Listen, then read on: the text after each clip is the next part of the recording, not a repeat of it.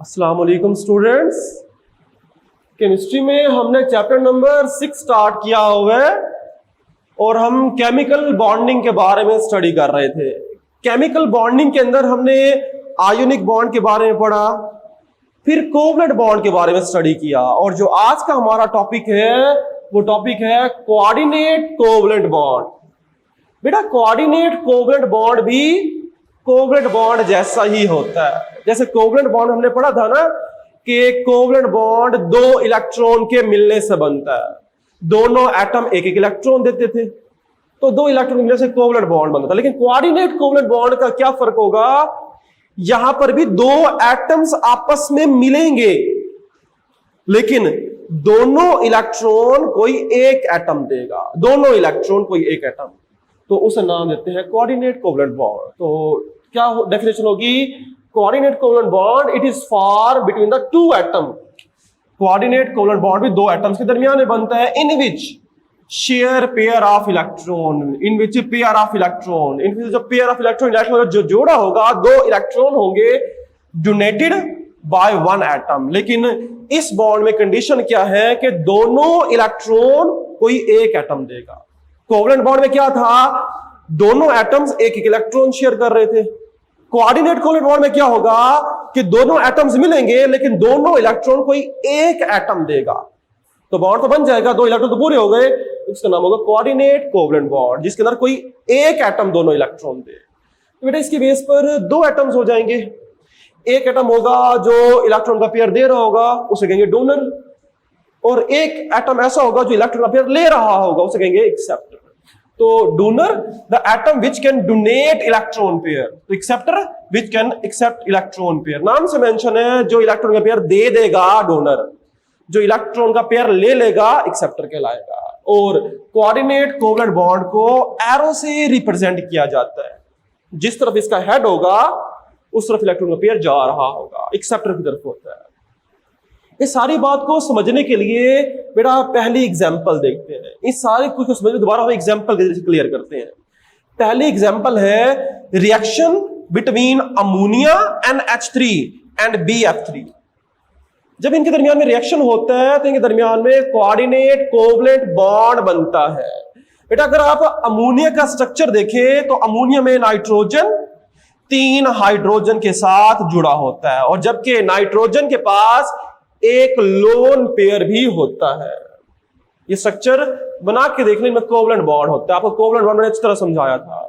तो ये covalent bond होते हैं, 3 कोवलेंट बॉन्ड बने होते हैं और इसके पास एक लोन पेयर होता है जिसे इलेक्ट्रॉन पेयर भी कहते हैं। लोन पेयर होगा, जबकि दूसरी तरफ BF3 बोरून 3 फ्लोरीन के साथ जुड़ा हुआ है। बेटा 3 फ्लोरीन से जुड़ने के बाद भी अगर आप यहां पर देखोगे बोरून के पास इस वक्त भी 6 इलेक्ट्रॉन है। कैसे 6 इलेक्ट्रॉन है, ये फ्लोरीन बॉन्ड है, इस बॉन्ड के अंदर इलेक्ट्रॉन कितने होंगे, 2। आपको पहले समझाया था एक बॉन्ड के अंदर 2 इलेक्ट्रॉन होते हैं। ये भी बॉन्ड है, इसके अंदर भी 2 इलेक्ट्रॉन होंगे, ये भी बॉन्ड है, 2 इलेक्ट्रॉन। इलेक्ट्रॉन काउंट करने कितने बनते हैं, 6 इलेक्ट्रॉन है। इस वक्त बोरून के पास 6 इलेक्ट्रॉन है, तो स्टेबल होगा, नो स्टेबल तो नहीं होगा। इसकी वजह से बोरून को 2 इलेक्ट्रॉन चाहिए, जिसकी वजह से बोरून नाइट्रोजन से इसका लोन पेयर एक्सेप्ट कर लेता है।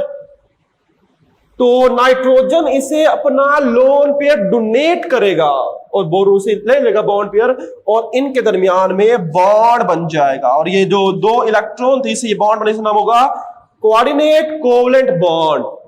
और कोऑर्डिनेट कोवलेंट बॉन्ड को इस एरो के जरिए रिप्रेजेंट करते हैं।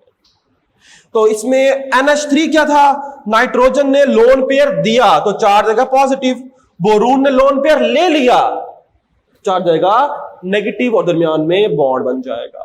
तो अगर यहां पर देखें NH3 में नाइट्रोजन लोन पेयर दे रहा है तो ये कौन सा होगा, डोनर होगा। जबकि BF3 में बोरून ले रहा है तो एक्सेप्टर होगा। तो एक डोनर एक एक्सेप्टर होगा, जबकि ओवरऑल कंपाउंड ये न्यूट्रल रहेगा। लेकिन डोनेट की वजह से नाइट्रोजन पॉजिटिव और बोरून नेगेटिव कहलाएगा। तो बेटा ये एक्सेप्टर और डोनेट का हमारे कॉन्सेप्ट होगा। तो ये कोऑर्डिनेट कोवलेंट बॉन्ड बना जिसके अंदर एक एटम ने दोनों इलेक्ट्रॉन दिए और दूसरे ने ले लिए, तो बॉन्ड तो बन जाएगा, 2 इलेक्ट्रॉन मिलने से बॉन्ड तो बन जाता है। तो ये हमारे पास कोऑर्डिनेट कोवलेंट बॉन्ड की पहली एग्जांपल होगी। इसके बाद हम दूसरी एग्जांपल देखें।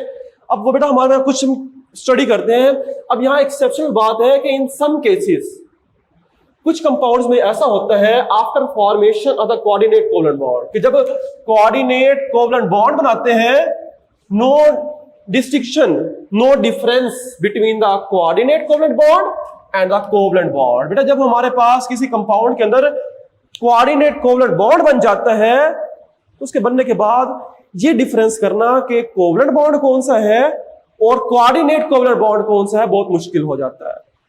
इस एग्जांपल के जैसे समझते हैं कि जब formation of H3O positive hydronium ion कैसे बनता है। बेटा जब पानी H2O, आपको पहले वाटर का स्ट्रक्चर याद करना पड़ेगा। वाटर एक ऑक्सीजन दो हाइड्रोजन के साथ जुड़ा होता है, जबकि ऑक्सीजन के पास दो लोन पेयर होते हैं। दो लोन पेयर होंगे जब ये रिएक्ट करेगा हाइड्रोजन H पॉजिटिव से। H पॉजिटिव है, पॉजिटिव का साइन ये शो करता है कि इसके पास इलेक्ट्रॉन की डेफिशिएंसी है। पॉजिटिव साइन कब आता है? जब इलेक्ट्रॉन डोनेट कर चुका होगा तो ये क्या करेगा, ऑक्सीजन से एक लोन पेयर ले लेगा। तो ये लोन पेयर जब लेगा तो ये बॉन्ड बन जाएगा, और ये बॉन्ड कौन सा कहलाएगा? कोऑर्डिनेट कोवलेंट बॉन्ड, क्योंकि एक एटम लोन पेयर दे रहा है और दूसरा ले रहा है तो कोऑर्डिनेट कोवलेंट बॉन्ड बन जाएगा। तो हाइड्रोजन पॉजिटिव था तो ये हाइड्रोनियम आयन H3O पॉजिटिव बन जाएगा। क्या बन जाएगा? H3O पॉजिटिव हाइड्रोजन पॉजिटिव बन जाएगा। एक्स्ट्रा वैलेंसी बॉन्ड एक्स्ट्रा बन जाएगा, हाइड्रोनियम आयन कहलाएगा। बेटा इस बॉन्ड के अंदर देखो, ये बॉन्ड तो हो गया कोऑर्डिनेट, ये वाला बॉन्ड कौन सा होगा? ये वाला बॉन्ड, और ये वाला बॉन्ड कोवलेंट बॉन्ड था पहले। तो इनके बनने के बाद अब ये तीनों के दरमियान में इक्वल हो जाएगा। देखो बेटा हमारे पास कोवलेंट बॉन्ड भी दो इलेक्ट्रॉन के मिलने से बना है, कोऑर्डिनेट कोवलेंट बॉन्ड भी दो इलेक्ट्रॉन के मिलने से ही बना हुआ है। तो जब ये बॉन्ड बन जाता है तो इसमें से कौन सा कोऑर्डिनेट होगा, कौन सा कोवलेंट होगा, ये बताना मुश्किल हो जाता है। ये तो मैंने हाइपोथेटिकली लिख दिया है। तो वो कहते हैं जब ये बन जाता है तो ऑल द थ्री बॉन्ड, ये तीन बॉन्ड है, आर इक्वल, तो तीनों बॉन्ड इक्वल हो जाते हैं। And having 33% coordinate covalent bond, और हर बॉन्ड के अंदर चाहे ये बॉन्ड हो, ये बॉन्ड हो या ये वाला बॉन्ड हो, हर बॉन्ड के अंदर क्या होता है? 33% कोऑर्डिनेट कोवलेंट बॉन्ड कैरेक्टर होता है, जबकि 66% कोवलेंट कैरेक्टर रखता है। हर बॉन्ड, कौन सा बॉन्ड कोऑर्डिनेट होगा, कौन सा कोवलेंट होगा, डिफरेंशिएट करना पॉसिबल नहीं होगा। तो ये इक्वल, हर बॉन्ड इक्वल हो जाएगा, और हर बॉन्ड के अंदर 33% कोऑर्डिनेट कोवलेंट बॉन्ड और 66% कोवलेंट कैरेक्टर रखा जाता है। तो बेटा ये हमारे पास एग्जांपल होगी नेक्स्ट कोऑर्डिनेट कोवलेंट बॉन्ड की। तो इसमें H2O, इसने इलेक्ट्रॉन पेयर दिया है तो क्या बन जाएगा? ये डोनर होगा, जबकि H क्या होगा? एक्सेप्टर होगा। ये वो एग्जांपल है जिसके अंदर कोवलेंट और कोऑर्डिनेट कोवलेंट बॉन्ड में डिफरेंस करना पॉसिबल नहीं होता। तो हम कहते हैं हर बॉन्ड 33% कोऑर्डिनेट कोवलेंट और 66% कोवलेंट कैरेक्टर रखता है। इसके अलावा अगर हम मजीद एग्जांपल देखें तो ऐसी कुछ और एग्जांपल भी मिलती है जिसके अंदर कोवलेंट और कोऑर्डिनेट कोवलेंट बॉन्ड को डिफरेंशिएट करना पॉसिबल नहीं होता। जिसकी एग्जांपल है फॉर्मेशन ऑफ ऑक्सीजन आयन। बेटा यहां पे मैंने लिया है अल्कोहल, OH ग्रुप है ना अल्कोहल, तो ऑक्सीजन के पास दो लोन पेयर है, तो क्या हो जाएगा? ये अपना लोन पेयर हाइड्रोजन को देगा, तो यहां पर कोऑर्डिनेट कोवलेंट बॉन्ड बन जाएगा। बॉन्ड बनने के बाद तीनों बॉन्ड इक्वल हो जाएंगे, ये बॉन्ड, दूसरा बॉन्ड, तीसरा। इनमें से दो बॉन्ड कोवलेंट थे, कोऑर्डिनेट कोवलेंट, लेकिन तीनों बॉन्ड बनने के बाद तीनों की सिचुएशन कंडीशन सेम हो जाएगी। इनमें डिफरेंशिएट करना पॉसिबल नहीं होगा कि कौन सा कोवलेंट है और कौन सा कोऑर्डिनेट कोवलेंट बॉन्ड होता है। तो हम क्या कहते हैं? हम फिर ये कहेंगे कि हर बॉन्ड 33% कोऑर्डिनेट कोवलेंट होगा और 66% कोवलेंट बॉन्ड होगा, 66% कोवलेंट बॉन्ड होगा। जहां पर भी ऐसा होगा, ये होगा अल्कोहल था तो ऑक्सोनियम आयन ऑफ अल्कोहल बन जाएगा ये। इसी तरह नेक्स्ट है ईथर, दोनों तरफ R लगा हुआ है। यहां भी हाइड्रोजन से बॉन्ड बनेगा तो हाइड्रोजन पॉजिटिव बन जाएगा। तो बॉन्ड बनने के बाद ये कोऑर्डिनेट था, ये कोवलेंट बॉन्ड थे, लेकिन तीनों क्या हो जाएंगे? इक्वल हो जाएंगे, और सबके अंदर 33% कोऑर्डिनेट कोवलेंट और 66% कोवलेंट कैरेक्टर मौजूद होगा। ये कौन सा होगा? इसे नाम दिया जाता है oxonium ion, oxonium ion of ether. ये ईथर का ऑक्सोनियम आयन है, जबकि ये किसका होगा? अल्कोहल का ऑक्सोनियम आयन होगा। तो बेटा ये तीन एग्जांपल है जिसके अंदर कोवलेंट बॉन्ड और कोऑर्डिनेट कोवलेंट बॉन्ड को डिफरेंशिएट करना पॉसिबल नहीं होता, और हम ये कंडीशन ले लेते हैं हर बॉन्ड 33% कोऑर्डिनेट कोवलेंट और 66% कोवलेंट बॉन्ड रखते हैं, ये एमसीक्यूज में भी आते पूछे जाते हैं। तो सिंपल था, ऑक्सीजन के दोनों तरफ पहले हाइड्रोजन लगाए, फिर एक तरफ R लगा दिया, फिर दोनों तरफ R लगा दिए, तो बेटा ये प्रोडक्ट बनते जा रहे हैं। तो पहले लिया वाटर, फिर अल्कोहल, फिर ईथर ले लिया, तो तीनों की कंडीशन सेम होंगी। इसके बाद लास्ट एग्जांपल देखते हैं, formation of ammonium ion. Ammonium ion के अंदर भी कोऑर्डिनेट कोवलेंट बॉन्ड होता है।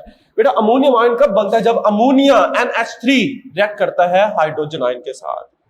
अच्छा, कोऑर्डिनेट कोवलेंट बॉन्ड के लिए ये भी कंडीशन है कि एक एटम ऐसा होना चाहिए जिसके पास लोन पेयर हो। तो देखो नाइट्रोजन के पास लोन पेयर है, सब एग्जांपल में अगर देखोगे तो एक मैंने एटम ऐसा लिया है जिसके पास लोन पेयर था, और दूसरा एटम वो होगा जिसके पास इलेक्ट्रॉन की कमी होगी। तो इसके पास लोन पेयर है, जबकि हाइड्रोजन के पास इलेक्ट्रॉन की डेफिशिएंसी है। ये लोन पेयर ले लेगा तो दरमियान में बॉन्ड बन जाएगा, ये बॉन्ड कोऑर्डिनेट कोवलेंट बन जाएगा, और नाइट्रोजन पॉजिटिव है, इसके कहते हैं अमोनियम आयन कहा जाता है। तो NH3 लोन पेयर दे रहा है तो ये डोनर कहलाएगा, जबकि हाइड्रोजन ले रहा है तो ये क्या कहलाएगा? ये एक्सेप्टर होगा, ये एक्सेप्टर होगा, और ये दरमियान में बॉन्ड बन जाता है, हाइड्रोजन के साथ एरो के साथ बॉन्ड शो करेंगे। तो नाइट्रोजन के ऊपर पॉजिटिव चार्ज आता है क्योंकि हमारे पास पॉजिटिव स्पीशीज थी। तो NH4 अमोनियम आयन, जिसे हम NH4 पॉजिटिव से भी रिप्रेजेंट किया जा सकता है। तो बेटा ये लॉन्ग क्वेश्चन के लिहाज से भी इंपॉर्टेंट है। और दूसरा इसमें जो क्वेश्चन आता है वो यही आता है कि कोवलेंट और कोऑर्डिनेट कोवलेंट बॉन्ड को किस तरह डिफरेंशिएट नहीं किया जा सकता, ये कुछ एग्जांपल देनी होगी। एग्जांपल एक्सप्लेन कर रहे हैं, राइट करके जब लिखेंगे तो इजीली क्लियर हो जाएगा। अल्लाह हाफिज।